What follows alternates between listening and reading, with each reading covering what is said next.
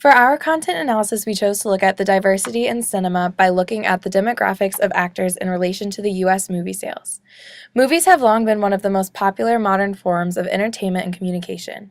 It is important to society today because they have the ability to reach audiences across the globe.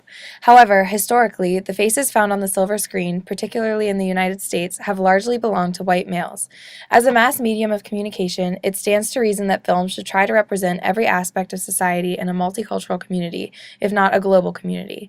The purpose of this content analysis is to explore the relationship between diversity of race, gender, and age of actors in movies and domestic sales in the United States.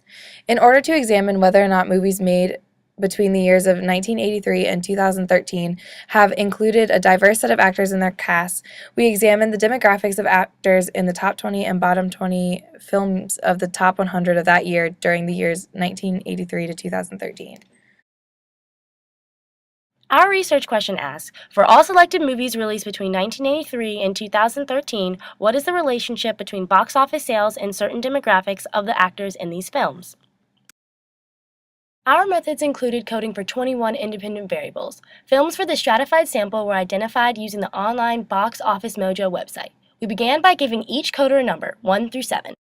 We then coded for the year that movie was released, its title, and the appropriate number of actors, ranging from 1 to 10, to represent that film's cast. Ages were then coded for by breaking them into 5 subcategories.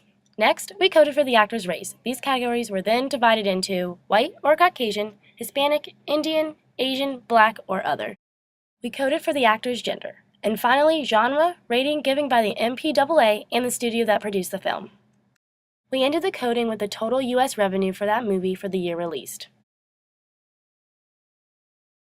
We came up with 7 hypotheses listed here. Our first hypothesis stated that movies with a predominantly white cast will predict higher domestic sales compared with movies with a mixed-race cast. This hypothesis was supported. Our second hypothesis said that a movie with a male-dominated cast will predict higher sales, such that a movie with more male leading actors will have more sales at the U.S. box office than a movie with a female-dominated cast. This hypothesis was supported as well.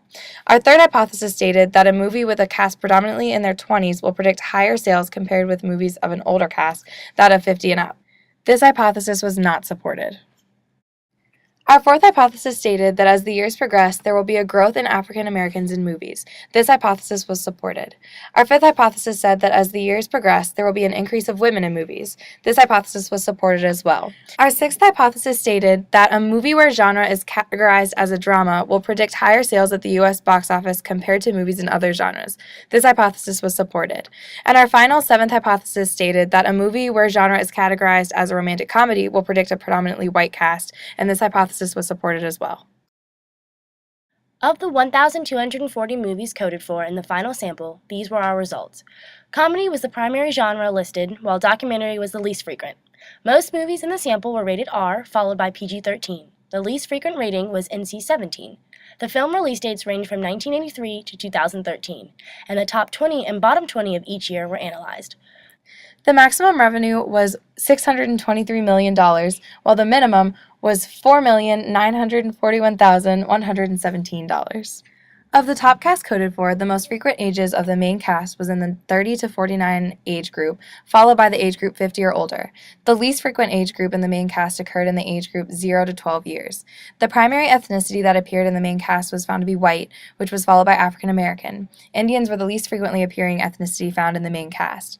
For gender, the most frequent was male, while females were the least frequent.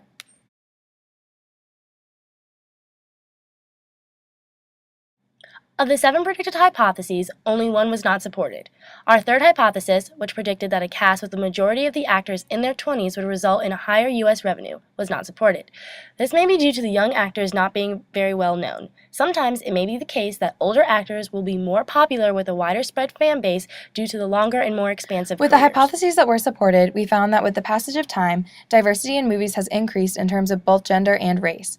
We also found that the more white actors and more male actors are in a cast, the higher the U.S. revenue will be.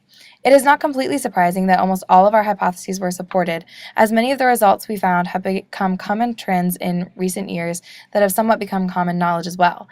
As American culture becomes more diverse, people are starting to become more open to and accepting of the concept of diversity. However, despite this increased openness towards diversity, it seems that movies with mainly white or mainly male casts continue to be more popular. This can be expected, as changes in popular culture tend to be gradual. That concludes our presentation. Thanks for watching!